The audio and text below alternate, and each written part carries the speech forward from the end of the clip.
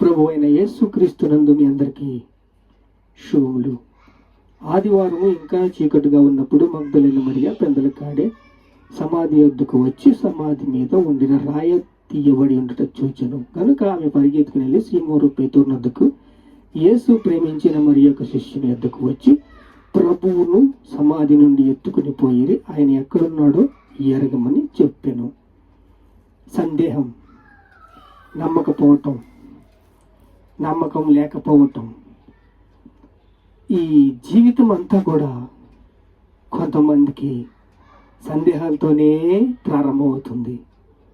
యేసయ్య ఏం చెప్పాడు, ప్రవక్తలు ఏం చెప్పారు, ధర్మశాస్త్రం ఏం చెప్పింది, నేను బ్రతికి వస్తాను, అందరినీ పరలోకానికి తీసుకెళ్తాను, ఎన్ని అద్భుతాలు చేశాడు, ఎన్ని ఆశ్చర్యకార్యాలు చేశాడు, ఎన్ని నీటి మీద నడిపించాడు, చనిపోయిన వారిని పైకి లేపాడు.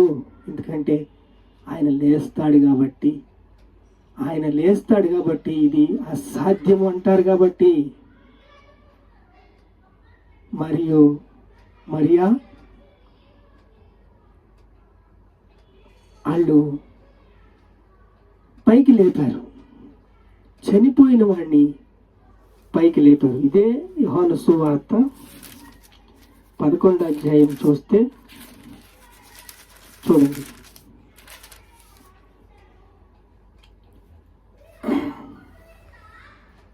సహోదరి అయిన మరియాను గ్రామమున బెతనియాలో ఉన్న లాజరు అని ఒక రోగి ఉండెను. రోగి తాను చనిపోయిన వాడు పైకి లేచాడు. ఇప్పుడు యేసుక్రీస్తు అక్కడ లేడు, లేచి ఉన్నాడు.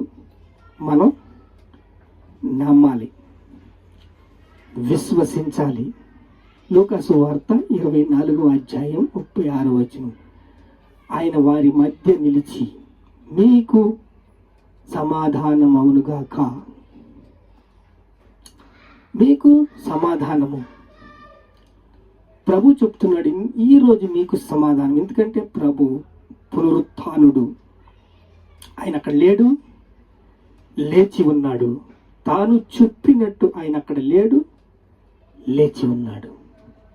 తాను విశ్వసించిన దేవుని ఎదుట అనగా మృతులలో నుండి సజీవులుగాను చేయవాడు, లేని వాటిని ఉన్నట్టుగా పిలిచేవాడు. రోమాయర్ రాసిన పత్రిక 4వ అధ్యాయం 17వ వచనం.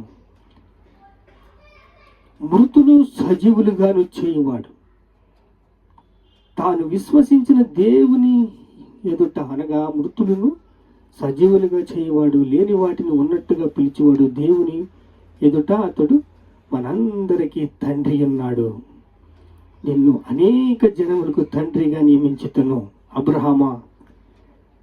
అబ్రహాము దేవుని నమ్మెను, అది అతనికి నీతిగా ఎంచబడెను. లాజరు బ్రతికొచ్చాడు, యేసుక్రీస్తు బ్రతికొచ్చాడు. ఆయన ఒక్కసారి అబ్రహాము బలి ఇచ్చాడు కాబట్టి ఆయన శిలువ మీద బలి ఇచ్చాడు. యేసయ్య లాజరుని లేపాడు కాబట్టి ఆయన లేచి వచ్చాడు. ఆయన మ్యాజిక్లు చేయడంటే వాస్తవంగా చేస్తాడని అన్నీ.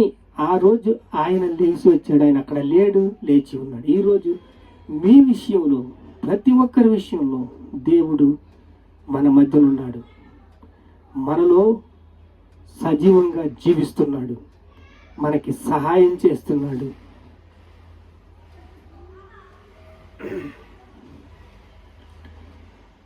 లూకాసు వార్త 24వ అధ్యాయం 1వ వచనం. ఆదివారం తెల్లవారుచుండగా స్త్రీలు తాను సిద్ధపరిచిన సుగంధ ద్రవ్యములు తీసుకుని వచ్చారు. ప్రభు అక్కడ లేడు. వారు కంగారు పడిపోతున్నారు, ఏమైపోయాడు? తోటమాలిని అడుగుతున్నారు, ఏమైపోయాడు? ఆయన ఎవరు ఎత్తుకుని వెళ్ళిపోయారు. శిష్యులు వస్తున్నారు, నారబట్టలు చూస్తున్నారు, వెళ్ళిపోతున్నారు. భయం. అరే, ఇన్ని అద్భుతాలు చేశాడు, ఇన్ని ఆశ్చర్యకార్యాలు చేశాడు, ఇంత కృపను మనకి ఇచ్చాడు. రోమియోలు రాసిన పత్రిక 5వ అధ్యాయం 17వ వచనం.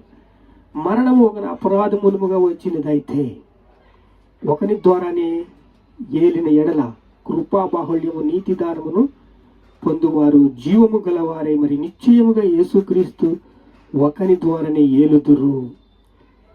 కాబట్టి తీర్పు ఒక అపరాధ మూలముగా వచ్చినదైతే శిక్ష కలుగుటకై ఎలాగ కారణమాయను, అలాగే ఒక్క పుణ్యకార్యం వల్ల కృపాదానము మనుషులందరికీ జీవ ప్రధానమాయను, నీతి విధించబడుటకై కారణమాయను. ఎలాగనగా ఒక మనుషుని అవిధేయత వలన అనేకులు పాపులుగా ఎలాగా చెయ్యబడిరు, అలాగే ఒకని విధేయత వలన అనేకులు నీతిమంతులుగా తీర్చబడ్డారు. ఒక్క ఆదాము వల్ల అందరికీ పాపము శాపము వచ్చేసింది. కానీ ఒక్క పుణ్యకార్యం వల్ల కృపాదానము మనుషులందరికీ జీవ ప్రధానము నీతి విధించబడుటకై కారణమైన ఒక మనుషుని అవిధేయత వలన అనేకులు పాపులుగా ఎలాగ తీర్చబడ్డారో ఒకని విధేయత వలన అనేకులు నీతిమంతులుగా తీర్చబడ్డానికి యేసుక్రీస్తు ప్రాణం పెట్టి రక్తం కార్చి మనల్ని బ్రతికించి పునరుత్థానుడై ఒకని విధేయత వలన అనేకులు నీతిమంతులుగా చేయబడ్డారు. అనేక మంది నీతిమంతులుగా చేయబడడానికి కృపా బాహుళ్యము, అందరూ అంతటా మారు మనసు పొందాలని, రక్షణ పొందాలని ఆయన పునరుత్థానమయ్యాడు, మన మధ్యనున్నాడు, మన మధ్య జీవిస్తున్నాడు. ఎంత గొప్ప రక్షణను నిర్లక్ష్యము చేసినాడ ఎలాగ తప్పించుకుంటావు? ఆయన కృపను కాదంటావా? ఇంత గొప్ప రక్షణ నిర్లక్ష్యం చేసుకుంటావా? ప్రభు అయిన యేసునందు విశ్వాసం ఉంచు, అప్పుడు నీవును నీ ఇంటి వారును రక్షణ పొందుదురు. యేసునందు విశ్వాసం ఉంచండి, మీరును మీ ఇంటి వారిని రక్షణ పొందుకుంటారు. ఆయన ప్రభు, పునరుత్థానుడు, పరిశుద్ధుడు, మన మధ్యనున్నాడు. నమ్మి బాప్తిసం పొందువాడు రక్షించబడును, నమ్మని వానికి శిక్ష విధించబడును. ఆయన మన మధ్యన నివసిస్తూ మనల్ని ప్రేమిస్తూ మనల్ని పరిశుద్ధులుగా మారుస్తూ మనకి రక్షణ ఇస్తూ దినదిన మార్పును అన్య జనుల్లో జీవార్థమైన మారు మనసు తీసుకొస్తూ ఆయన మన మధ్యన సంచరిస్తున్నాడు. నిన్ను అనేక జనముకు తండ్రిగా నియమించి తిని, అబ్రహామునే అన్నాడు, నిన్ను అనేక జనముకు తండ్రిగా నియమించి తిని అన్నాడు. అయ్యా పిల్లలే లేరయ్యా అంటుంటే నిన్ను అనేక జనముకు తండ్రిగా నియమించాను. మృతులను సజీవుడిగా చేయవాడు, లేని వాడిని ఉన్నట్టుగా పిలిచేవాడు ఆయన. ఆయనకి అసాధ్యమైంది ఏదైనా ఉన్నదా? ఆయనకి సమస్తము సాధ్యమే. ఆయన పరిశుద్ధుడు, ఆయన పరిశుద్ధుడు.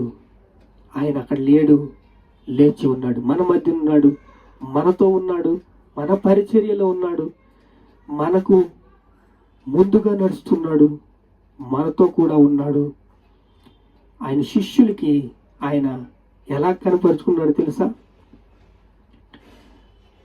యోహాను సువార్త 21వ అధ్యాయంలో శిష్యులందరూ కూడా వలనట్టుకుని చేపల పట్టణకి వెళ్ళిపోయారు.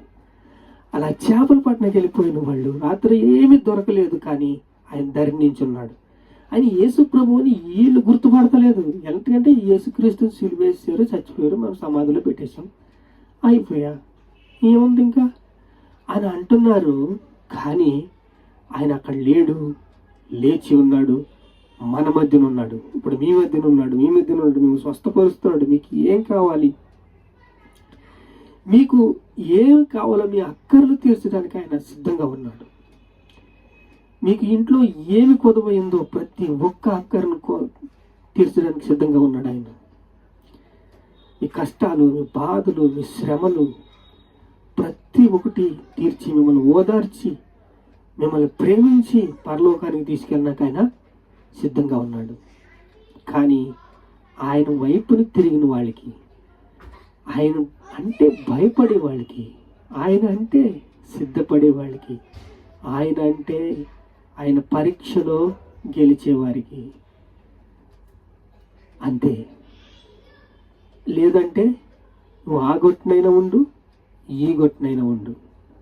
ఆయన పునరుత్థానుడు, ఆయన సజీవుడు, మనతో ఉన్నాడు, మనలో ఉన్నాడు. ఆయన పరిశుద్ధుడు, మనల్ని పరిశుద్ధంగా ఉండమన్నాడు. ప్రార్థన చేసుకుందాం. అయా ఎంత గొప్ప రక్షణ నిర్లక్ష్యం చేసినట్లు ఎలాగ తప్పించుకుందామని మమ్మల్ని తండ్రి పరీక్షిస్తున్నావు తండ్రి. మమ్మల్ని జ్ఞాపకం చేసుకుంటున్నావు యేసయ్య. నీకు స్తోత్రాలయ్యా. పునరుత్థాన దినాన్ని నీవు జ్ఞాపకం చేసుకున్నావు అయ్యా. నీకు స్తోత్రాలు స్తోత్రాలు స్తోత్రాలు స్తోత్రాలు స్తోత్రాలు స్తోత్రాలు.